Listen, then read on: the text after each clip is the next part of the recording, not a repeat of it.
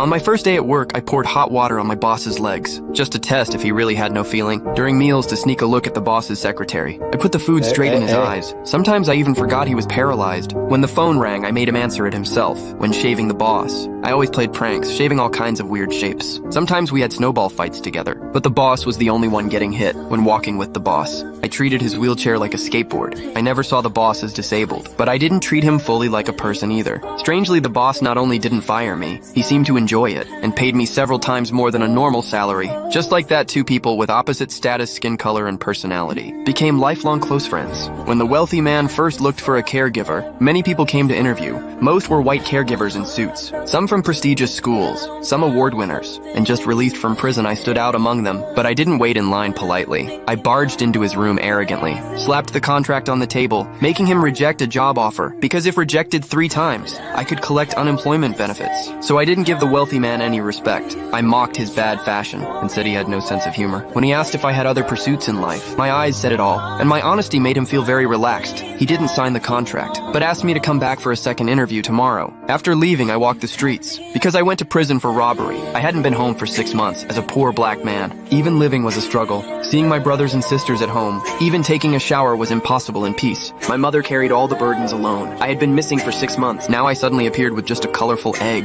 which I had stolen during the interview at the wealthy man's house. My mother wanted to know where I had been all this time, but I didn't want my family to know that I went to prison for robbery. My mother felt hopeless about me. With nowhere to go, I became homeless, relying on friends for food to survive. Even though the city was full of tall buildings, I had no place to stand. In the early morning, I went to the wealthy man's mansion, planning to grab the rejection slip and leave, but the butler showed me around the whole villa and gave me a super luxurious bedroom. I had no intention to work, but seeing the fancy bathtub, the offer was already impossible to refuse. At that moment, the wealthy man was getting a massage. I picked up the signed rejection slip ready to leave, but he stopped me. Quoi?